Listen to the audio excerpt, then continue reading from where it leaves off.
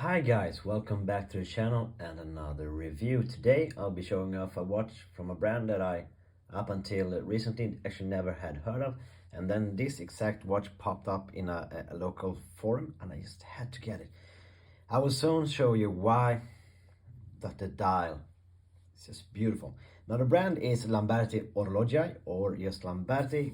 It's an Italian sounding brand that is actually Italian.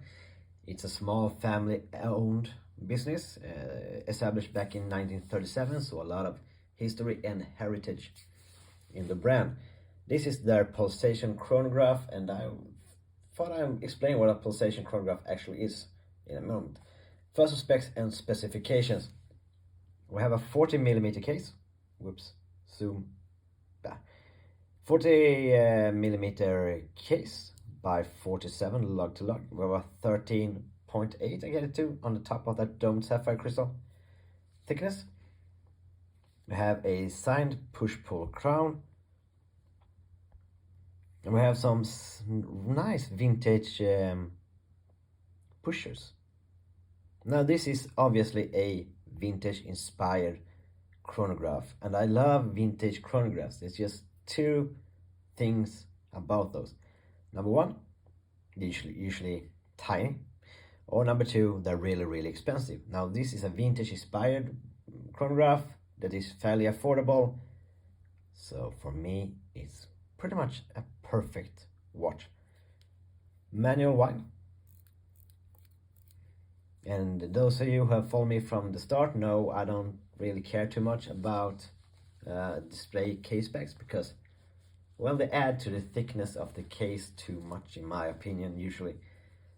But when the movement is this beautiful, I can tolerate a display case spec. Now this is the Seagull ST19, a fairly popular manual wind, or a really popular manual wind movement these days, especially amongst micro brands.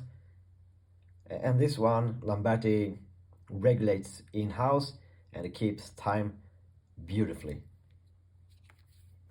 This strap is not factory, not original. This is from Tid och Ting. I will link to this strap down below.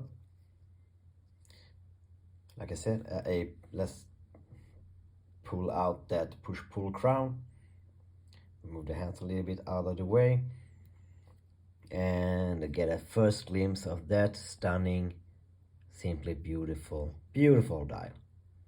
For those of you new to chronographs, on the left here we have the running second hand. This is the chronograph hand, not the second hand. And this is a counting mini stand for the chronograph. And being a mechanical chronograph, when I push the top pusher, it set off, sweeps beautifully. And when a minute passes, this will have moved. A fine combination of brushing and polishing, done immaculately.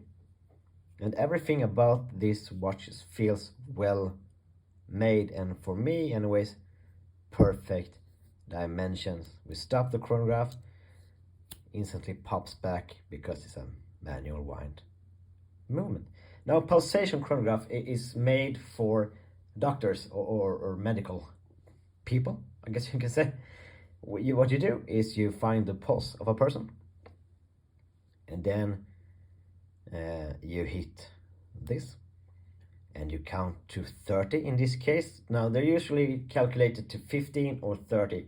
This is for 30, it says up on top. And when you count to 30 and you stop, whatever number the chronograph hand is on, that is how many heartbeats per minute your patient has. Hopefully the patient will have at least some heartbeats per minute, otherwise it's, well, quite bad news. This, like I said, is not factory. It came on this. I guess you could call it a Jubilee style with twist, a nice combination of brushing and polishing, mimicking that on the watch. We have a butterfly deployment. People see differently. Clasp. Now, all of you who manufactures watches and considering one of these, amongst others, Zodiac is the most prominent, have started using like a spring-loaded butterfly clasp. And please start using that kind of clasp because it makes the fit better. There's no micro adjust in this type of clasp, so a spring-loaded one is awesome. Now these links are quite short, so getting a good fit won't be an issue. Solid links, push pins. However, the end links,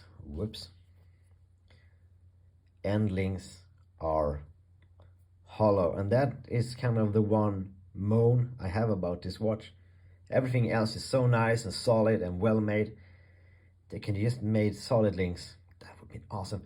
But I guess it kind of keeps in the vintage theme because pretty much all vintage watches that I handle have hollow end links. Do they really matter on wrist? Well, no. You won't notice them too much. But when everything else is so well made, why just not add some solid links?